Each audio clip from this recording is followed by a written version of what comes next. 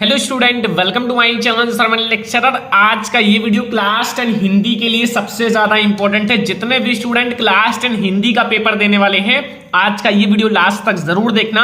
आज के इस वीडियो में हम लोग हिंदी के 50 सबसे महत्वपूर्ण बहुविकल्पीय प्रश्न देखेंगे। 50 ऐसे क्वेश्चंस जिसमें से आपके बोर्ड एग्जाम में 100% आएगा। ठीक है, ये ऑब्जेक्टिव क्वेश्चंस आप लोग तैयार करके जाना। सारा क्वेश्चंस आप लोग रिवीजन कर लेना जितना मैं आपको बता रहा हूं। ठीक है, और ये आपके बोर्ड एग्जाम में 100% आएगा। तो आज की इस वीडियो को लाइक कर देना और जितने भी स्टूडेंट चैनल पर नए हैं तो सब्सक्राइब भी कर लेना। ठीक है, अब हम लोग शुरू करते हैं क्वेश्चन नंबर फर्स्ट से। क्वेश्चन नंबर फर्स्ट आप लोग देखो, ठीक है, कि शुक्ल युग की कालावधि है। जो शुक्ल युग है, शुक्ल युग की कालावधि कब से कब तक है? ऑप्शन नंबर का है 1850 से 1900 तक, खा है 1900 से 1920 ईस्वी तक। तो ऑप्शन नंबर आपका गा है कि 1919 से 1938 ईस्वी एंड घा है 1938 से 1947 ईस्वी। ठीक है, तो शुक्ल युग की कालावधि कब से कब तक है? आई होप कि आपको पता होगा। बहुत ज्यादा इंपॉर्टेंट क्वेश्चन, जितने भी इसमें क्वेश्चन है ना, वो बोर्ड एग्जाम के लिए वेरी इंपॉर्टेंट है। आप लोग इन सारे क्वेश्चंस को बिल्कुल कंप्लीट करके ही बोर्ड एग्जाम में पेपर देने जाना। ठीक है, तो शुक्ल युग की जो कालावधि है वो 1919 से 1938 तक है। ठीक है, याद कर लेना, नोट कर लेना, बोर्ड एग्जाम में लिख कर आना है। ठीक है, छोड़ कर नहीं आना है। क्वेश्चन नंबर सेकंड है कि कलम का सिपाही के लेखक हैं। जो कलम का सिपाही है उनके लेखक कौन है? ऑप्शन नंबर का है अमृत राय, खा है गुलाब राय, गा है मुंशी प्रेमचंद एंड घा है वैद्यनाथ मिश्र। तो बच्चा, जो कलम का सिपाही है उसके लेखक कौन है? सभी स्टूडेंट को पता होगा, बोर्ड एग्जाम के लिए वेरी इंपॉर्टेंट है। तो आप लोग तैयार कर चुके होंगे। तो कलम का सिपाही जो है वो उसके लेखक है अमृत राय। कौन है? अमृत राय। ठीक है, सारा क्वेश्चन नोट कर लेना, याद कर लेना। ठीक है, पूरा क्वेश्चन बोर्ड एग्जाम के लिए बहुत ज्यादा इंपॉर्टेंट है। तो अगला क्वेश्चन देखो, क्वेश्चन नंबर 3 है कि ध्रुव स्वामिनी नाटक के लेखक हैं। जो ध्रुव स्वामिनी नाटक है उसके लेखक कौन है? ठीक है, ऑप्शन नंबर का है हरिकृष्ण प्रेमी, खा ऑप्शन है जयशंकर प्रसाद, गा है विष्णु प्रभाकर या मोहन राकेश। तो बच्चों, जो ध्रुव स्वामिनी है, चंद्रगुप्त, स्कंदगुप्त, झरना, आंसू, ये सब जो रचना है बच्चा वो जयशंकर प्रसाद जी का है। और हाँ, ये इनकी रचनाएं बहुत ज्यादा इंपॉर्टेंट होती हैं बोर्ड एग्जाम के लिए। ठीक है, ये सब बोर्ड एग्जाम में इसमें से कोई ना कोई जयशंकर प्रसाद जी की रचना आएगा ही आएगा। तो आप लोग जयशंकर प्रसाद जी की कुछ रचनाएं जो इंपॉर्टेंट है तैयार कर लेना। ठीक है, क्वेश्चन नंबर 4 है अथाह सागर के लेखक हैं। जो अथाह सागर है उसके लेखक कौन है? ऑप्शन नंबर का है जयप्रकाश भारती, खा है गुलाब राय, गा है जैनेन्द्र कुमार एंड घा है विष्णु प्रभाकर। तो अथाह सागर के जो लेखक हैं स्टूडेंट हैं वो हैं जयप्रकाश भारती जी। कौन है? जयप्रकाश भारती, याद रखना। ठीक है, बहुत ज्यादा इंपॉर्टेंट है कि अथाह सागर के लेखक कौन है, तो आप लोगों को बताना है जयप्रकाश भारती। क्वेश्चन नंबर आपका 5 है कि भगवत शरण उपाध्याय द्वारा लिखित निबंध है। जो भगवत शरण उपाध्याय द्वारा लिखित निबंध कौन सा है? ऑप्शन नंबर का है ठूठा आम एंड खा है ठेले पर हिमालय या दृष्टिकोण या नदी के द्वीप। तो बच्चों, जो भगवत शरण उपाध्याय द्वारा लिखित निबंध है वो है ठूठा आम। क्या है? ठूठा आम। ठीक है, तो ये अब हमारा आता है क्वेश्चन नंबर 6। इसमें पूछ रहा है रस मीमांसा के लेखक हैं। जो रस मीमांसा है उसके लेखक कौन है? ऑप्शन नंबर का है आचार्य रामचंद्र शुक्ल, खा है गुलाब राय एंड गा है भगवत शरण आपका उपाध्याय एंड जयप्रकाश भारती। तो बच्चों, रस मीमांसा के लेखक कौन है? सारे स्टूडेंट को पता होगा, बोर्ड एग्जाम के लिए वेरी इंपॉर्टेंट है। आपके बोर्ड एग्जाम में बहुत ही बार आया हुआ है। अगर इसको आप वेरी वेरी वेरी इंपॉर्टेंट कह सकते हो। ठीक है, ये आपका बहुत ज्यादा इंपॉर्टेंट वीडियो है, मतलब इससे आपका बिल्कुल ऑब्जेक्टिव क्वेश्चन खत्म हो जाएगा। ठीक है, तो आपका रस मीमांसा के जो लेखक है स्टूडेंट वो है आचार्य रामचंद्र शुक्ल। कौन है? आचार्य रामचंद्र शुक्ल। ऑप्शन नंबर का जो है वो हमारा बिल्कुल सही है, आचार्य रामचंद्र शुक्ल। देखो, ये भी बहुत ज्यादा इंपॉर्टेंट रचना है। कृति कंकाल के लेखक हैं, बहुत ज्यादा इंपॉर्टेंट है। मैंने बता रखा है कि इनकी रचनाएं बहुत ज्यादा इंपॉर्टेंट होती हैं। तो जो कृति कंकाल है उसके लेखक कौन है? ऑप्शन नंबर का है जयप्रकाश भारती, खा है राम कुमार वर्मा या जयशंकर प्रसाद या मैथिली शरण गुप्त। तो कृति कंकाल के लेखक कौन है? कंकाल के लेखक हैं बच्चों जयशंकर प्रसाद। मैंने बताया है कि जयशंकर प्रसाद जी की रचनाएं बहुत ज्यादा इंपॉर्टेंट होती है। ठीक है, तो ये हमारा जो कंकाल है वो रचना जयशंकर प्रसाद जी का है। ठीक है, तो ऑप्शन नंबर गा हमारा बिल्कुल सही है। क्वेश्चन नंबर 8 देखो कि मुंशी प्रेमचंद्र द्वारा संपादित पत्रिकाएं हैं। जो मुंशी प्रेमचंद्र जी के द्वारा संपादित पत्रिकाएं हैं, जो मुंशी प्रेमचंद्र जी के द्वारा संपादित किया गया है वो पत्रिकाएं कौन है? ठीक है, तो ऑप्शन नंबर का है मर्यादा और हंस या सुधा और हंस या सरस्वती या छाया और प्रभा। तो स्टूडेंट जो मुंशी प्रेमचंद द्वारा संपादित पत्रिकाएं कौन है? ठीक है, आपके 4 ऑप्शंस हैं और इसमें से हमारा कौन सा सही है, आई होप कि आपको पता होगा। तो जो मुंशी प्रेमचंद्र जी हैं उनके द्वारा जो संपादित पत्रिकाएं हैं वो है मर्यादा और हंस। ठीक है, ऑप्शन नंबर का हमारा बिल्कुल सही है कि मुंशी प्रेमचंद्र द्वारा संपादित पत्रिकाएं मर्यादा और हंस हैं। ठीक है, समझ में आ गया ना? बहुत ज्यादा आसान है लेकिन आप लोगों के बोर्ड एग्जाम के लिए वेरी इंपॉर्टेंट है। क्वेश्चन नंबर 9 देखो, निम्न में से नाटक विधा के लेखक हैं। नाटक विधा के इन चारों में से लेखक कौन है? जैसे कई सारी विधाएं होती हैं, कोई जीवनी विधा के लेखक होते हैं, कोई नाटक विधा के, एंड कोई आप लोगों का एकांकी विधा के, ऐसे कई सारी विधाएं होती, कहानी विधा, निबंध विधा। ठीक है, तो इसमें आपको नाटक विधा की रचना बताना है, लेखक बताना है। बद्री नारायण प्रेमघन या श्रीनिवास दास या गा है जैनेन्द्र कुमार या कृष्ण सोबती। तो स्टूडेंट जो नाटक विधा के लेखक हैं वो हमारे हैं बद्री नारायण प्रेमघन। कौन है? बद्री नारायण प्रेमघन। हमारा ऑप्शन नंबर का जो है वो बिल्कुल सही है और बोर्ड एग्जाम के लिए वेरी इंपॉर्टेंट है। ठीक है, अगला क्वेश्चन अब हम लोग देखते हैं, क्वेश्चन नंबर 10, जो कि क्वेश्चन नंबर 10 बोर्ड एग्जाम के लिए बहुत ज्यादा इंपॉर्टेंट है। तौलिए किस विधा पर आधारित है? जो तौलिए रचना है, तौलिए वो किस विधा की रचना है या किस विधा पर आधारित है? ठीक है, ऑप्शन नंबर का है नाटक विधा, खा है निबंध विधा या एकांकी विधा या कहानी विधा। तो तौलिए जो है, तौलिए वो किस विधा की रचना है? सारे स्टूडेंट को पता होगा, बोर्ड एग्जाम के लिए वेरी इंपॉर्टेंट है। तो जो तौलिए है, तौलिए हमारा वो एकांकी विधा की रचना है। किस विधा की रचना है? एकांकी विधा की, याद रखना। ठीक है, एकांकी विधा की रचना है। जो हमारी तौलिए रचना है वो एकांकी विधा की रचना है। क्वेश्चन नंबर 11 देखो कि राय कृष्ण दास निम्न में से कौन थे? जो राय कृष्ण दास हैं वो कौन थे? निबंधकार थे या आलोचक थे या गद्य गीतकार थे या कवि थे? तो जो राय कृष्ण दास की बात की जा रही है, तो राय कृष्ण दास एक गद्य गीतकार थे। कौन थे? एक गद्य गीतकार थे, याद रखना। ठीक है, ऑप्शन नंबर गा वाला हमारा बिल्कुल सही है कि राय कृष्ण दास जो थे एक गद्य गीतकार थे। क्वेश्चन नंबर 12 देखो स्टूडेंट, क्वेश्चन नंबर 12 में पूछा है मेरी आत्मकथा जीवनी विधा के लेखक हैं। मतलब मेरी आत्मकथा जो है वो जीवनी के लेखक हैं, मतलब ये जीवनी विधा पर है, इतना ध्यान रखना। ठीक है, ऑप्शन नंबर का है डॉक्टर राजेंद्र प्रसाद या डॉक्टर हजारी प्रसाद या जयशंकर प्रसाद या डॉक्टर हरिवंश राय बच्चन। तो स्टूडेंट जो मेरी आत्मकथा जीवनी के लेखक हैं वो कौन है? Doctor Rajendra Prasad. Option number का हमारा बिल्कुल सही है कि मेरी आत्मकथा जीवनी के जो लेखक हैं वो हैं डॉक्टर राजेंद्र प्रसाद। ठीक है, याद रखना, बोर्ड एग्जाम के लिए बहुत ज्यादा इंपॉर्टेंट है। गेहूं और गुलाब किसकी रचना है? जो गेहूं और गुलाब है वो किसकी रचना है? ऑप्शन नंबर का है रामविलास शर्मा या खा है राम वृक्ष बेनीपुरी या प्रेमचंद्र या महादेवी वर्मा। तो गेहूं और गुलाब स्टूडेंट जो रचना है वो इन चारों में से किसकी रचना है? इसके लेखक कौन है? तो वो हमारे हैं राम वृक्ष बेनीपुरी जी। कौन है? राम वृक्ष बेनीपुरी। ऑप्शन नंबर खा जो है वो हमारा बिल्कुल सही है, क्वेश्चन नंबर 13 का। और ये सारे क्वेश्चंस आप बोर्ड एग्जाम में बिल्कुल याद करके जाना। अगर बोर्ड एग्जाम में 90% हिंदी में लाना है, 95% अगर लाना है तो आप लोगों को याद करना पड़ेगा, क्योंकि ये बहुत ज्यादा इंपॉर्टेंट है। क्वेश्चन नंबर 14 है गोदान किस विधा या किस युग का उपन्यास है? जो गोदान है वो किस युग का उपन्यास है? विधा तो आपका उपन्यास विधा है, लेकिन किस युग का आपका उपन्यास है? शुक्ल युग का या शुक्लोत्तर युग का या द्विवेदी युग का या आधुनिक युग का?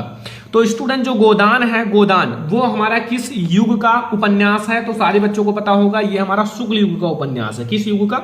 शुक्ल युग का उपन्यास है। ऑप्शन नंबर का हमारा बिल्कुल सही है, जो गोदान है वो शुक्ल युग का उपन्यास है। क्वेश्चन नंबर 14 का ऑप्शन नंबर का बिल्कुल सही है। क्वेश्चन नंबर 16 पर ध्यान देना स्टूडेंट, बहुत ज्यादा इंपॉर्टेंट क्वेश्चन है बोर्ड एग्जाम के लिए, हर साल बोर्ड एग्जाम में आता है। ठीक है, इसमें पूछा है कि निम्न में से रीति काल की कलावधि है। कलावधि का मतलब समय सीमा, रीति काल की समय सीमा क्या है? ऑप्शन नंबर का है 1643 ईस्वी से 1843 ईस्वी तक, खा है 1343 ईस्वी से 1643, निगाह है 743 से 1343 या 1843 से अब तक। तो बता दो आप लोग कि रीति काल की कलावधि बताना है, रीति काल की। तो 1643 से 1843 तक है, याद रखना। ठीक है, 1643 से 1843 तक ये है रीति काल का समय सीमा। ठीक है, ये हमारा क्वेश्चन नंबर 15 का वाला ऑप्शन सही है। क्वेश्चन नंबर 16 पर अब ध्यान देना कि निम्न में से रीति काल की प्रमुख विशेषताएं हैं। जो रीति काल की प्रमुख या मुख्य विशेषताएं कौन सी हैं? ऑप्शन नंबर का है श्रृंगार रस की प्रधानता, जो श्रृंगार रस होता है उसकी प्रधानता। खा है काव्य में कला पक्ष की प्रधानता, जो काव्य होता है काव्य में कला पक्ष की प्रधानता। या गा वाला ऑप्शन है विकल्प का और खा दोनों, या घा वाला ऑप्शन है देश प्रेम की भावना। देश प्रेम की भावना। तो बच्चों जो हमारा रीतिकाल की मुख्य विशेषताएं हैं वो है, पहला तो श्रृंगार रस की प्रधानता है, ठीक है, 2 विशेषताएं, और एक हमारा काव्य में कला पक्ष की प्रधानता, ये दोनों सही है। तो इसलिए हमारा ऑप्शन नंबर का और खा दोनों सही होगा, याद रखना, ठीक है। ऑप्शन नंबर का और खा हमारा दोनों सही है। क्वेश्चन नंबर 17 देखो यहां कि छत्रसाल दशक के रचनाकार हैं, जो छत्रसाल दशक है इसके रचनाकार कौन है? ऑप्शन नंबर का है बिहारी, खा है जगनिक, या भूषण, या नरोत्तम दास। तो बच्चों जो छत्रसाल दशक के रचनाकार कौन है? सारे बच्चों को पता होगा कि छत्रसाल दशक के जो रचनाकार हैं वो हमारे भूषण जी हैं। कौन है? भूषण। तो हमारे छत्रसाल दशक के रचनाकार भूषण है। ऑप्शन नंबर ग हमारा बिल्कुल सही है। और ये सारे क्वेश्चंस बहुत ज्यादा इंपॉर्टेंट है और पूरा आप लोग पूरे बुक का या आप लोगों का ऑब्जेक्टिव क्वेश्चन है। क्वेश्चन नंबर 18 देखो, रसिक प्रिया के रचनाकार हैं, जो रसिक प्रिया है उसके रचनाकार कौन है? ऑप्शन नंबर का है आचार्य केशवदास, या खा है आचार्य हजारी प्रसाद द्विवेदी, या गा है आचार्य देव, या भिखारी दास। तो बच्चों जो रसिक प्रिया है, रसिक प्रिया के रचनाकार कौन है? रसिक प्रिया के रचनाकार हैं आचार्य केशवदास। कौन है? आचार्य केशवदास। ऑप्शन नंबर का जो है वो बिल्कुल सही है, आचार्य केशवदास है रसिक प्रिया के रचनाकार, ठीक है। तो ये आपको समझ में आ गया क्वेश्चन नंबर 18 तक। क्वेश्चन नंबर 19 पर फोकस करो। साकेत महाकाव्य की रचना किसने की? जो साकेत महाकाव्य है, साकेत, देखो साकेत आप लोग पढ़े होंगे, ये बहुत ज्यादा इंपॉर्टेंट एक रचना है। और किसकी रचना है वो तो अभी आप लोगों को बताऊंगा। मैथिली शरण गुप्त जी की, या जयशंकर प्रसाद जी की, या हरिओध की, या नागार्जुन की। तो बच्चों जो साकेत महाकाव्य है सारे बच्चों को पता होगा, अगर नहीं पता हो तो फिर मैं आपको बता देता हूं। मैथिली शरण गुप्त जी की एक प्रसिद्ध रचना है, एक प्रसिद्ध महाकाव्य है जो बहुत ज्यादा इंपॉर्टेंट है, ठीक है। क्वेश्चन नंबर 19 तक आप लोगों को समझ में आ गया, कोई भी दिक्कत कोई भी कंफ्यूजन नहीं होगा। बोर्ड एग्जाम के लिए वेरी इंपॉर्टेंट है, आप लोग बिल्कुल याद करके जाना, ठीक है। ये हमारा क्वेश्चन नंबर 19 है। अब हम लोग देखेंगे क्वेश्चन नंबर 20। क्वेश्चन नंबर 20 अब आप लोग फोकस करो। निम्न में से मुक्तक काव्य के कवि हैं, मुक्तक काव्य के कवि बताना है, ठीक है। क्वेश्चन नंबर 20 में आपको बताना है निम्न में से मुक्तक काव्य के कवि हैं, बिहारी हैं, या कबीरदास, या भानुचंद्र हरिश्चंद्र, या जगनिक।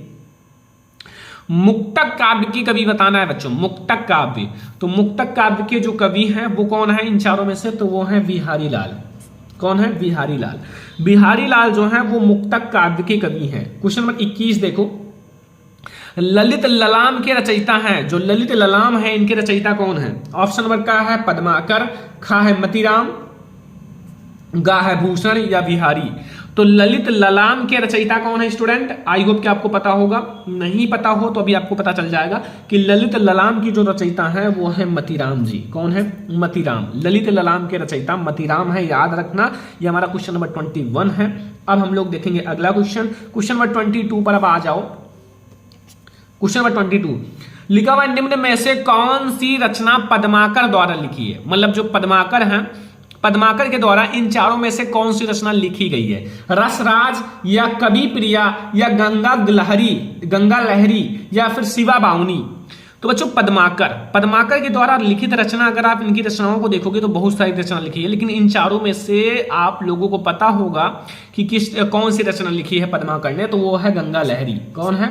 गंगा लहरी जो है वो पद्माकर के द्वारा लिखी गई रचना है। ये हमारा क्वेश्चन नंबर 22 है, बोर्ड एग्जाम के लिए वेरी इंपॉर्टेंट है। आप लोग तैयार करके ही बोर्ड एग्जाम में पेपर देने जाना, अगर बोर्ड एग्जाम में अच्छे मार्क्स लाना है। ये सारा आप लोगों के बहुत सारे model paper, previous paper, guest paper and आप लोगों का जो गाइड होता है हर जगह से वेरी इंपॉर्टेंट जो है वो निकाला गया है पूरे बुक में से। और इसके बाद अब आप लोगों को ऑब्जेक्टिव क्वेश्चन का वीडियो नहीं मिलेगा, ठीक है। यही आप लोगों को पूरा तैयार कर लेना है। 23 नंबर है रीति मुक्त काव्य धारा के 2 कवियों का नाम बताना है। रीति मुक्त काव्य धारा, ठीक है, रीति काल का नहीं, रीति मुक्त काव्य धारा के 2 कवियों का नाम बताना है, ठीक है। तो ऑप्शन नंबर का है घनानंद, या बोधा ठाकुर, या का और खा दोनों, या आप लोगों का सारंगधर, ठीक है। तो अब आप लोग सोचोगे कौन सा सही है? देखो अगर आप, एक होता है रीति काल के कवि जो कि अभी आपको आगे मिलेगा, और एक होता है रीति मुक्त काव्य धारा के कवि। मतलब इसमें बच्चे डिसबैलेंस हो जाते हैं, मतलब ये रीति मुक्त होते हैं, रीति काल से मुक्त होते हैं, ठीक है। तो वो हमारे हैं घनानंद भी हैं और बोधा ठाकुर भी हैं। तो 2 बताना था, तो का और खा दोनों, ठीक है। एक तो घनानंद है, एक है बोधा ठाकुर, ठीक है। समझ में आ गया ना क्वेश्चन नंबर 23 तक। क्वेश्चन नंबर 24 देखो, निम्न में से छायावाद युग के कवि हैं, छायावाद युग के कवि बताना है। ऑप्शन नंबर का है कि सुमित्रा नंदन पंत, या दादू दयाल, या नरेंद्र शर्मा, या कुतुबन, ठीक है। तो बच्चों छायावाद युग आप लोगों ने पढ़ा होगा, बोर्ड एग्जाम के लिए काफी इंपॉर्टेंट है। तो छायावाद युग के जो कवि हैं वो इन चारों में से हमारा है सुमित्रा नंदन पंत जी। कौन है? सुमित्रा नंदन पंत हैं, जो कि छायावाद युग के प्रमुख कवि हैं। ठीक है, और अगला क्वेश्चन देखते हैं। अगला बोर्ड एग्जाम के लिए काफी ज्यादा इंपॉर्टेंट है और कई बार पूछा भी गया। तीसरा सप्तक कब प्रकाशित हुआ? क्वेश्चन नंबर 25, तीसरा सप्तक कब प्रकाशित हुआ आपको ये बताना है। ठीक है, देखो ऑप्शन नंबर का है 1951 ईस्वी में, खा है 1959 ईस्वी में, गा है 1943 ईस्वी में एंड घा है 1979 ईस्वी में। तो तीसरा सप्तक जो है वो 1959 ईस्वी में प्रकाशित हुआ था। कब प्रकाशित हुआ था? 1959 ईस्वी में। हमारा ऑप्शन नंबर खा जो है वो बिल्कुल सही है। क्वेश्चन नंबर 25 का 25 नंबर क्वेश्चन का हमारा ऑप्शन नंबर खा सही है। ठीक है, तो अब हम लोग देखेंगे क्वेश्चन नंबर 26। क्वेश्चन नंबर 26 पर फोकस करो। लिखा हुआ छायावाद युग के प्रमुख लेखक हैं। वो तो कवि था, अब लेखक बताना है कि छायावाद युग के जो प्रमुख लेखक हैं वो कौन है।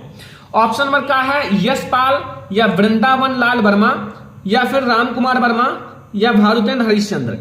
तो छायावाद युग के प्रमुख लेखक कौन है स्टूडेंट? लेखक बताना है, कवि नहीं बताना है, लेखक। ठीक है, तो छायावाद युग के जो प्रमुख लेखक हैं वो हमारा राम कुमार वर्मा जी हैं। ऑप्शन नंबर गा बिल्कुल सही है, राम कुमार वर्मा सही है। ठीक है, अगला देखो 27 नंबर क्वेश्चन। प्रगतवादी युग की दो विशेषताएं कौन सी हैं? प्रगतवादी युग की दो विशेषताओं को बताना है। ऑप्शन नंबर का है सौंदर्य भावना या करुणा तथा नैस्य की भावना या मानवतावादी दृष्टिकोण या विद्रोह एवं क्रांति की भावना। तो बच्चों जो प्रगतवादी युग की दो विशेषताएं हैं वो कौन सी है? दो पर टिक लगाना है, दो पर। ठीक है, देखो प्रगतवादी युग की जो दो विशेषताएं हैं वो हमारा कौन कौन सा है वो मैं आप लोगों को बता देता हूं। तो स्टूडेंट 27 का हमारा दो जो विशेषताएं हैं प्रगतवादी युग की वो है मानवतावादी प्रवृत्ति और विद्रोह एवं क्रांति की भावना। ठीक है, ये दोनों हमारा गा और घा वाला ऑप्शन सही है। अगला क्वेश्चन देखो, क्वेश्चन नंबर हमारा 28 है कि रीतिकाल के प्रमुख दो कवियों का नाम बता दिया। ठीक है, रीतिकाल के दो प्रमुख कवियों का नाम लिखना है। ऑप्शन नंबर का है पद्माकर, खा है बिहारी या का और खा दोनों या फिर हमारा सूरदास।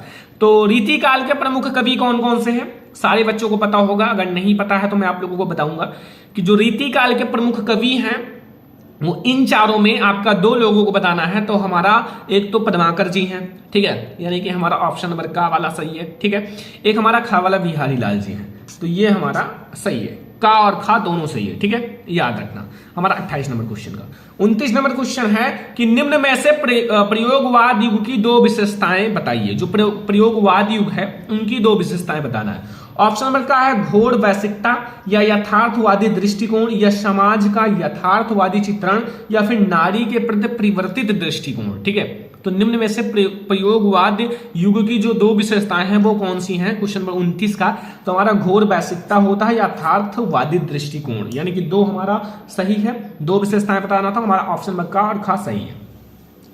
अगला क्वेश्चन देखो हमारा 30 नंबर क्वेश्चन में क्या पूछ रहा है, ध्यान से देखो। इसमें पूछा है राम कुमार वर्मा द्वारा रचित प्रबंध काव्य क्या है? राम कुमार वर्मा द्वारा रचित जो प्रबंध काव्य है वो क्या है? ऑप्शन नंबर का है आशु या यामा या उत्तारण या फिर चौखे चौबदे।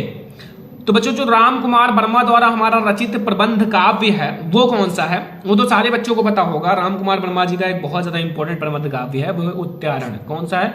उत्तारण। हमारा ऑप्शन नंबर गा बिल्कुल सही है, यानी कि हमारा क्वेश्चन नंबर 30 का ऑप्शन नंबर गा जो है वो बिल्कुल सही है। ठीक है, तो अब हम लोग देखेंगे अगला क्वेश्चन। क्वेश्चन नंबर 31 देखो, लिखा हुआ है कि शोक विलक रोबत सब एंड आप लोगों का रानी रूप शील बल तेज बखानी एंड करही विलाप अनेक प्रकार परही भूमि तल बार हिबारा। ठीक है, इसमें उपयुक्त में कौन सा रस है? आपको इसमें रस बताना है। ऑप्शन नंबर का है शांत रस या अद्भुत रस या हास्य रस या करुण रस। तो ये हमारा है क्वेश्चन नंबर 21 और इसमें बच्चों हमारा कौन सा रस है? अगर इसका अर्थ देखोगे ना तो इसमें आपको शोक मिलेगा। शोक का मतलब है कि इसमें रोना धोना इन सब का काम है, इसलिए हमारा ये करुण रस होगा, क्योंकि करुण रस का अस्थायी भाव ही शोक होता है। क्या होता है? शोक होता है, तो इसलिए हमारा सही हो जाएगा। ठीक है, अगला क्वेश्चन देखो 32 क्वेश्चन देखो कि हंसी हंस भांजे देख दूल्हा दिगंबर को और पाहुनी जे आवे हिमाचल की उछाल में। इसमें आपको रस बताना है। निम्न में कौन सा रस है? मतलब मैं आपको रस जो इंपॉर्टेंट है सारा बता दे रहा हूं कि आप लोग बोर्ड एग्जाम में जाओ केवल लिख कर आओ। ठीक है, का है श्रृंगार रस, करुण रस या हास्य रस या वीर रस। बच्चों इसमें हंसी का मतलब होता है हंसना और हंसना, ठीक है।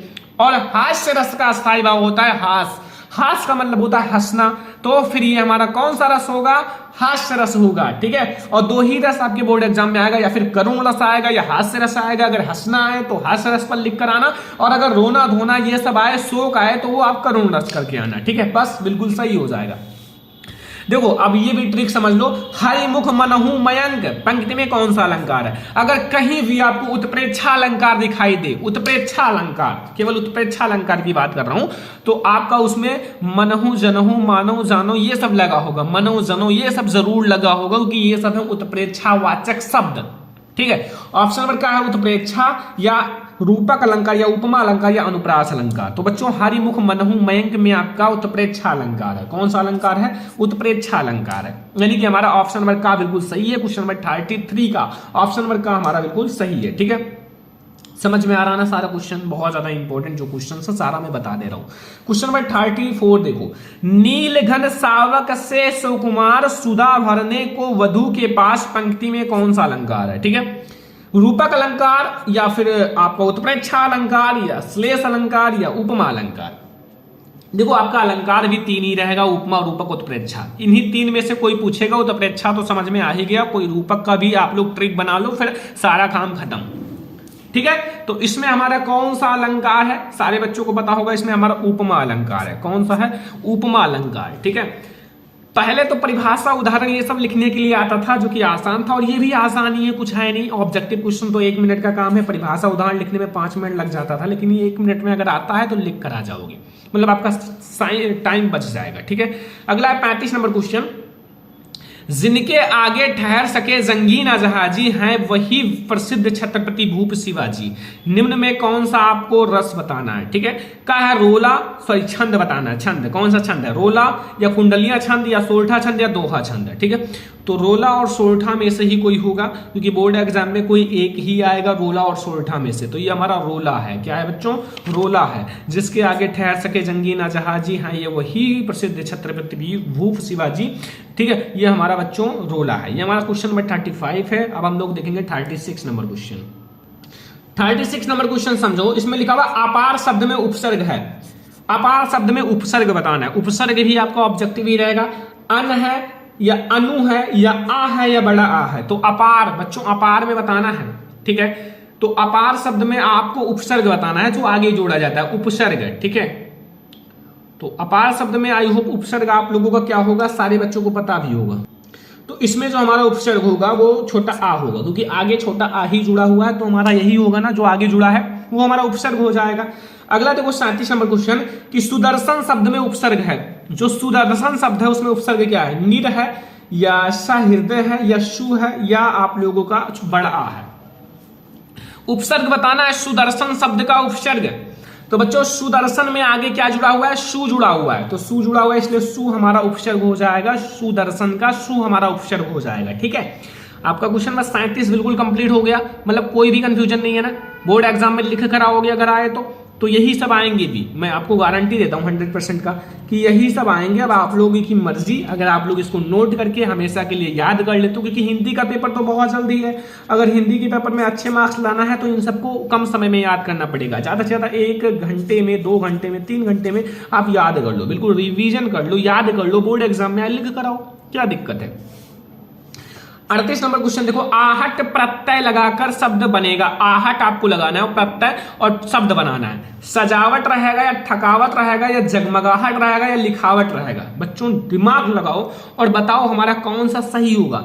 इसमें आवट हो जाएगा, बड़ा आवट आवट। वैसे तो लग रहा है चारों सही है, इसमें भी आवट ही होगा, इसमें भी आवट ही होगा, लेकिन इसमें आपका लिखावट होगा, मतलब लिखावट में बड़ा आवट होगा, लेकिन ये आहट होगा और हमें आहट ही बताना है लास्ट में। तो बड़ा आहट आहट, तो हमारा जगमगाहट करेक्ट हो जाएगा। जगमगाहट हमारा ऑप्शन नंबर खा जो है वो बिल्कुल सही हो जाएगा, ठीक है। 39 पे आ जाओ, ता प्रत्यय युक्त शब्द है। ता प्रत्यय युक्त शब्द बताना है। ऑप्शन नंबर क्या है? कवित्व या लघुत्तता या फिर आपका उचित या दिखावा। टा शब्द लगाना है, टा, और आपको प्रत्यय, प्रत्यय मतलब टा आपको पीछे जोड़ना, तब तो प्रत्यय बनेगा। टा आपको पीछे जोड़ना है। अब टा इसमें कौन सा पीछे, उसमें तो आधता हुआ, तो आ जुड़ा हुआ है, इसमें ता जुड़ा हुआ है, लेकिन बड़ा ता नहीं, मतलब बड़ा का मात्रा नहीं, इसमें बड़ा अब मतलब वा जुड़ा हुआ है, लेकिन इसमें हमारा लघुत्तता में ता जुड़ा हुआ है, ता पे आ का मात्रा, तो इसलिए हमारा ये वाला ऑप्शन सही होगा। ऑप्शन नंबर खा जो है वो हमारा बिल्कुल सही है। ठीक है, समझ में आ गया। शुभाशुभ में समास है, शुभाशुभ में समास कौन सा है? ठीक है, ऑप्शन नंबर क्या है? तत्पुरुष समास का है, दीर्घु समास, द्वंद्व समास या कर्मधारय समास। तो बच्चों आप लोगों को 40 नंबर क्वेश्चन में बताना है कि शुभाशुभ में कौन सा समास है, तो उसमें हमारा द्वंद्व समास है। कौन सा है? ऑप्शन नंबर गा सही है, द्वंद्व समास है। जो शुभाशुभ में आपका समास है वो द्वंद्व समास है। ठीक है, याद हो गया ना, कोई दिक्कत कोई कंफ्यूजन नहीं है, हमारा गा वाला ऑप्शन सही है क्वेश्चन नंबर 40 का। अब हम लोग देखेंगे क्वेश्चन नंबर 41। क्वेश्चन नंबर 41 समझो कि गंगा यमुना का समास विग्रह है। जो गंगा यमुना है उसका समास विग्रह क्या होगा? ऑप्शन नंबर क्या है? गंगा और यमुना, गंगा यमुना या गंगा यमुना या गंगा प्लस यमुना। गंगा यमुना का समास विग्रह बताना है। देखो गंगा और यमुना जैसे माता और पिता, भाई और बहन, तो इसलिए हमारा गंगा यमुना का होगा गंगा और यमुना। ठीक है, इसलिए हमारा ऑप्शन नंबर का जो है वो बिल्कुल सही है कि गंगा यमुना का जो हमारा समास विग्रह होगा वो गंगा और यमुना होगा। ठीक है, हमारा 41 नंबर वाला ऑप्शन में आपका का वाला सही है। ठीक है, 42 क्वेश्चन, अंबर और वसन किस शब्द के पर्यायवाची हैं? अंबर और वसन हमारा किस शब्द के पर्यायवाची हैं? ठीक है, तो अब आप लोग ऑप्शन देख लो, कमल का है या गुलाब का है या कपड़ा का है या बादल का है? अंबर और वसन बताना है, बताओ जल्दी से फटाक से कौन सा ऑप्शन हमारा सही है। सारे बच्चों को बताओ। वसन का मतलब होता है कपड़ा, ठीक है, और आगे तो आप लोग जानते ही हो, तो अंबर का मतलब भी वही होगा, तो कपड़ा का पर्यायवाची शब्द है। किसका? कपड़ा का। ठीक है, कपड़ा का हमारा पर्यायवाची शब्द है। तो अब हम लोग देखेंगे अगला क्वेश्चन जो हमारा यहां 43 है।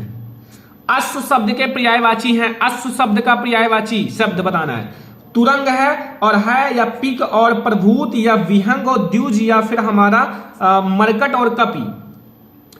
अश्व शब्द का पर्यायवाची शब्द क्या होगा? अश्व शब्द का पर्यायवाची शब्द, तो हमारा अश्व शब्द का जो बच्चों पर्यायवाची शब्द होगा वो तुरंग और है होगा। क्या होगा? तुरंग और है। ठीक है, हमारा ऑप्शन नंबर का बिल्कुल सही है, तुरंग और है होगा हमारा अश्व शब्द का पर्यायवाची।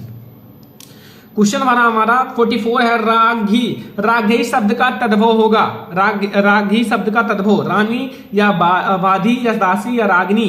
तो बच्चों इसका हमारा राइट आंसर होगा रानी। क्या होगा? रानी हमारा सही हो जाएगा इसका हमारा क्वेश्चन नंबर 44 का।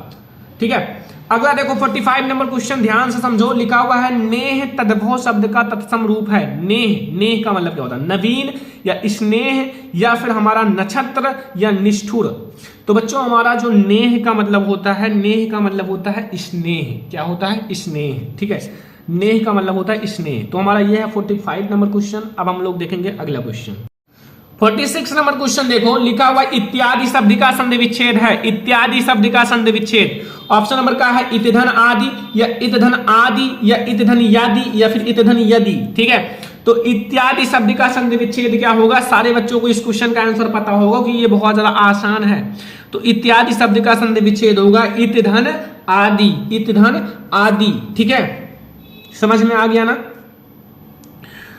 अगला क्वेश्चन देखो हमारा क्वेश्चन नंबर 37 है यहां कि यदि धन अपि, यदि धन अपि में संधि है। यदि धन अपि में संधि क्या है? यद्यपि या यद्यपि या यदि धन अपि या फिर यद्यपि। ठीक है, तो यदि धन अपि का संधि विच्छेद क्या होगा? मतलब जोड़ने पर आपका यदि धन अपि जोड़ने पर क्या मिलेगा? यद्यपि। क्या मिलेगा? यद्यपि। ठीक है, अगला देखो 48 नंबर, फलभ्य रूप है फल शब्द का। फलभ्य रूप है फल शब्द का। ये चतुर्थी विभक्ति बहुवचन है या पंचमी विभक्ति बहुवचन या हमारा विकल्प का और खा दोनों या उपयुक्त में से कोई नहीं। तो हमारा ये बताना है कि फलभ्य शब्द है फल शब्द का, ये हमारा चतुर्थी विभक्ति बहुवचन होगा या पंचमी विभक्ति बहुवचन होगा या हमारा विकल्प का और खा दोनों या उपयुक्त में से कोई नहीं। फलभ्य जो होता है बच्चों वो चतुर्थी विभक्ति बहुवचन में भी वही आता है और हाँ पंचमी विभक्ति बहुवचन में भी वही आता है, दोनों में सेम होता है, इसलिए हमारा का और खा दोनों हो जाएगा। ये हमारा ऑप्शन नंबर गा वाला सही है। ठीक है, का और खा दोनों। क्वेश्चन नंबर 49 देखो, मधु शब्द का तृतीय विभक्ति एक वचन है। जो मधु शब्द है उसका तृतीय विभक्ति एक वचन बताना है। मधुना या मधुने या मधुना या मधुनी। तो मधु शब्द का तृतीय विभक्ति एक वचन क्या होगा? मधुना। क्या होगा? मधुना। अब बच्चों ये हमारा लास्ट नंबर क्वेश्चन है कि पठ धातु, ठीक है, लट लकार मध्यम पुरुष एक वचन का रूप है, ये आप लोगों को बताना है। ठीक है, काफी ज्यादा इंपॉर्टेंट है बोर्ड एग्जाम के लिए और आई होप कि आप लोगों को पता भी होगा। अगर मैं आप लोगों से कहूं कि इसका आंसर आप लोग कमेंट बॉक्स में बताना तो बता सकते हो, आई होप कि आप लोग बता सकते हो।